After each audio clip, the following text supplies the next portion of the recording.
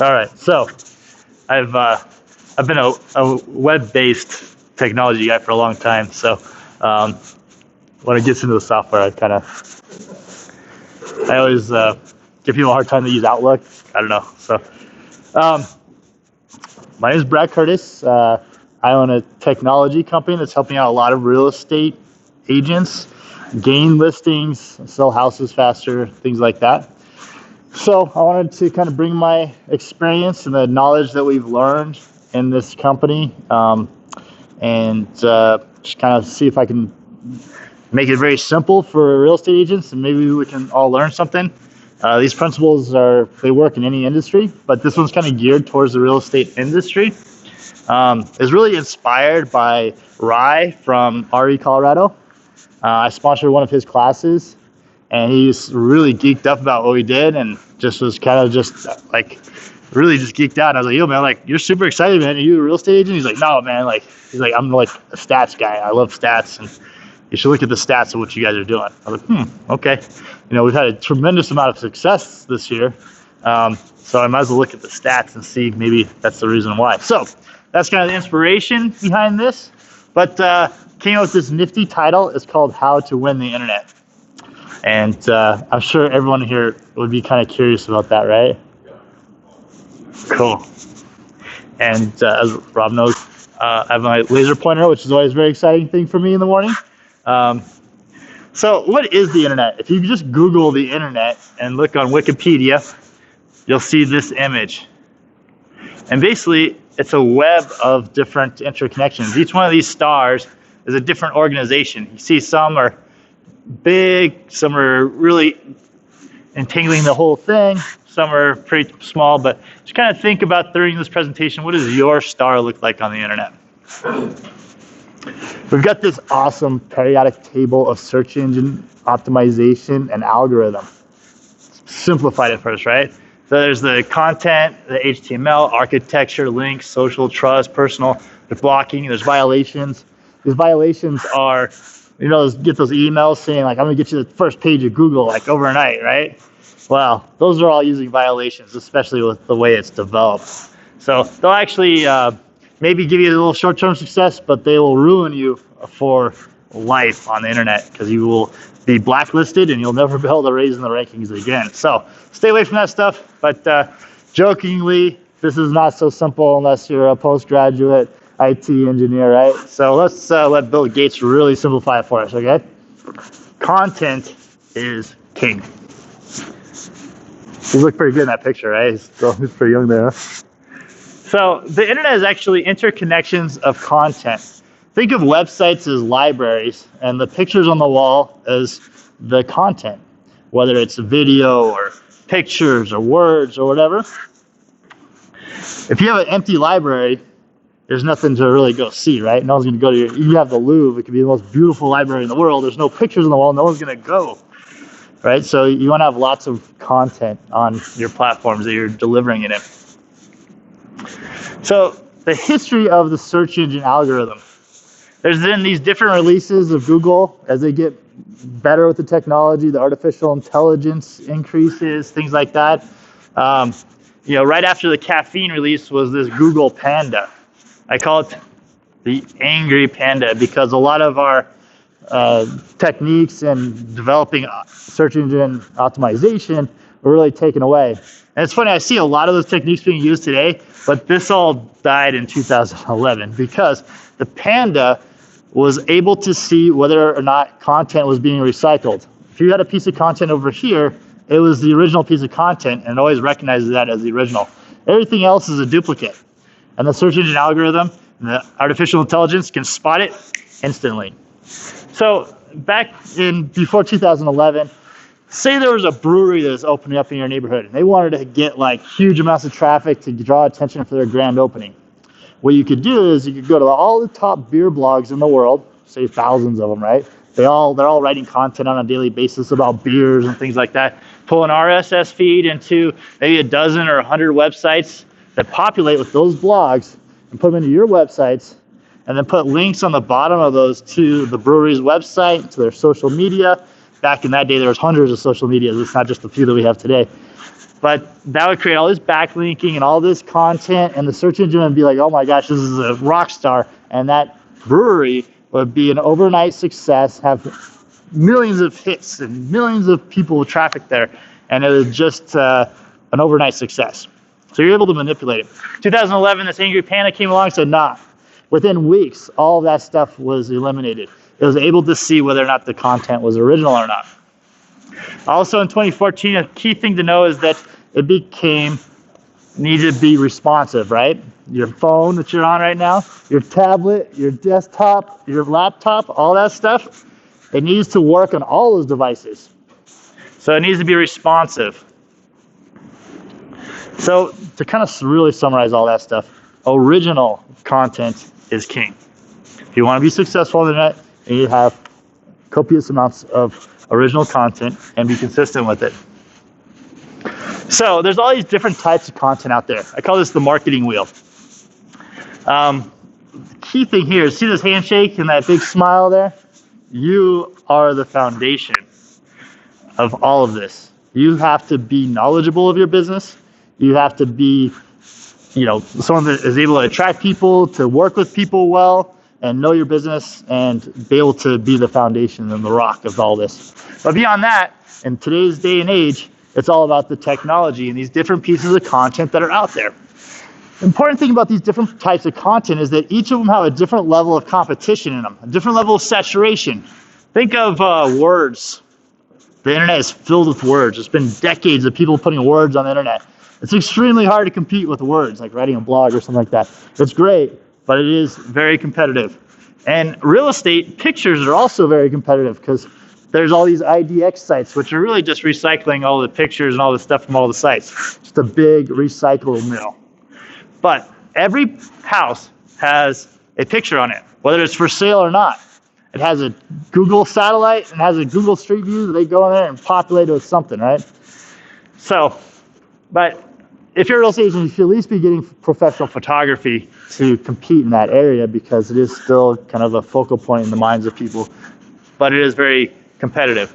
There's virtual tours. Now, virtual tours are only at 8% market penetration. So if you're doing virtual tours in your houses, you're automatically putting yourself up in that top 10%.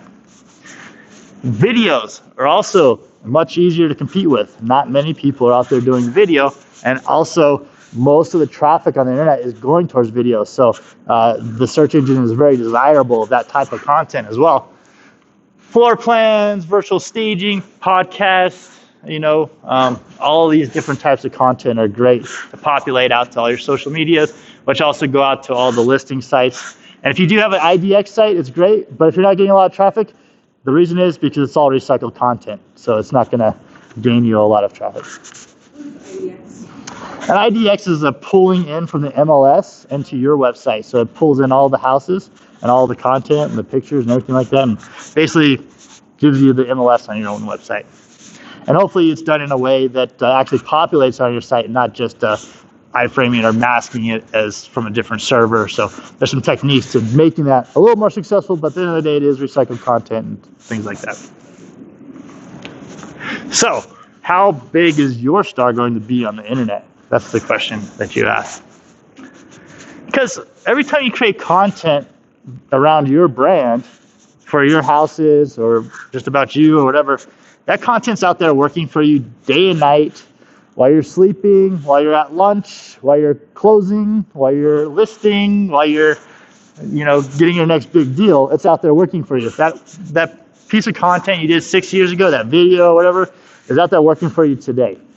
So you can go out there and have the traditional model of building relationships, and you're going to have a great, successful, growing career.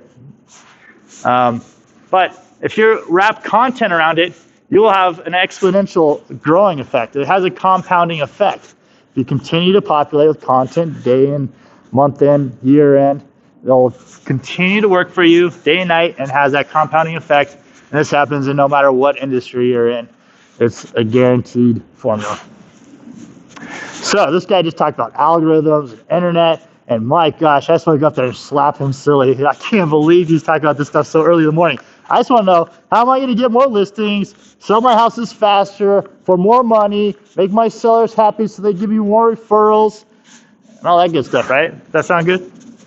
All right, let's focus on that stuff. This is the part of it that Rye from RE Colorado really inspired, was the statistics. So if you do professional photography, your house is going to sell 32% faster on average, right? So you should probably be getting some professional photography done. And there's a lot that goes into it, high dynamic range, how you frame it. I see pictures down like this, they need to be in line with the walls, all that good stuff, all these little techniques. It works well. So floor plans, 64% of buyers say that floor plans are important in the decision-making process when buying a house. It's a lot of people, right? When you're selling a house, you want to make as many people happy as possible and make them focus on your house, right? Virtual tours. Homes sell 10 days faster on average. That's 10 days sooner that you get your commission check. That's 10 days sooner you can be focused on the next deal. On our site, our average viewership time is 3 minutes and 47 seconds. On average, it's 3 to 6 times more time engagement. But 3 minutes and 47 seconds on a single listing, that's huge. I was just looking at the Zillow stats the other day. They're like at 1:05, which is great. 1:05 is outstanding, but it's not 3 minutes and 47 seconds. And the reason is because we have rich, original content. You see, Zillow's thirsty for content. They approached us and they wanted our videos. They said, we'd love to have your videos. We got thousands of them. Like, well, we want them. It's like, that's great, cool. So it's extra content because it goes on their site and it's on their server, and they want that because they know that they're just recycling all the other pictures out there. They're just recycling all the content, and all their rankings is based on them paying Google to be up there. And they know that they want to be able to work the search engine in an organic way as well. So virtual tours. Who in here wants to have more buyers call them? Are there any agents in here? No? There are no agents in here. Okay. You're an agent? Okay, so you didn't raise your hand, but do you like them to email you as well? Okay. So, it's funny. I'll have a room, a bunch of people, a bunch of agents, right? Real estate agents. And very few will raise their hand during this question. I don't know why. I hear a lot of trash talking about buyers. I don't know. But anyways. So either way, if you want them to email you or call you, whether way, they are 60% more likely to email you and 90% more likely to call you. And hopefully that's a positive. 74% of agents say they win more listings when they use virtual tours. You know why? Because 98% of people aren't doing it and putting themselves in the top 10%. So they're going to win more listings because sellers understand it. When they see this stuff, they understand, yeah, that's how I bought my house, or that's how someone I know bought their house. And there's a lot of people coming from out of state, all these things, all these stories start to add up. But on average, 74% of them are winning more listings because of it. Video, 403% more inquiries. You want more inquiries on your listing, right? I'm going to start talking to you because you're an agent. If you're trying to sell a house, you want more inquiries, right? It's all about telling your seller that, yeah, we've got attention because I'm a great agent. So I'm getting more inquiries than the other agent would get, right? So anyways, just to summarize, that's 4 times. 90% of buyers say that video is more helpful in the decision-making process. It's a lot of people. This is my favorite one, though. Video makes it 50. That's 50 times more likely to get on the first page of Google. Guess what? Absolutely nothing happens on the second page of Google. Nothing. It all happens on the first page of Google. So increasing your chances by 50 times to get on the front page of Google is huge. Now, I didn't say I'm going to guarantee the first page of Google like all those emails you get, but this will increase your chances substantially. Virtual staging also has some amazing statistics. So that's good to have if you have an empty house. We're seeing a lot of that lately. We're seeing a lot of empty houses in the market. Still a little shift in the market trend there. I hear this all the time. Oh, this house is too small for all that stuff. First of all, what are you telling your seller? Your house isn't worth the marketing, like your house is too, not, not to par for that, whatever. But really, this little tiny house, think of it as an opportunity for you to build your book of business. You build the rich content around that tiny little house. It's going to be working for you for years and your business for years. So don't let any house, no matter how small, even if it has that little license plate on it, do not let it be an opportunity lost. All right? Think of your time. How many times have you taken a looky-loo out to the house that you know wasn't serious? You spent a quarter of a day, half a day, a full day, whichever kind of location it is. If they've gone through all this rich content on a house, you know they're serious. You know they're not wasting your time. Think of your seller's time. How many times do you have to have them get out of the house, leave their home to show someone the house? If you can eliminate that a lot more and bring only serious people in, your seller's going to be happier, more likely to recommend you, things like that. But think of every one of these as a lifelong lead generator. I really look at it as like, are you going to be a renter in this industry? Or are you going to be a buyer? Are you going to buy and build equity? Or are you just renting? Are you a tourist in this industry? Or are you here to build an empire? These are the references. I didn't make any of this stuff up. So hopefully it was helpful. I really enjoyed presenting to this vast sea of agents that the camera can't see. Thank you, guys. Question: the person in Colorado. Yeah, right. Is that where you got some of your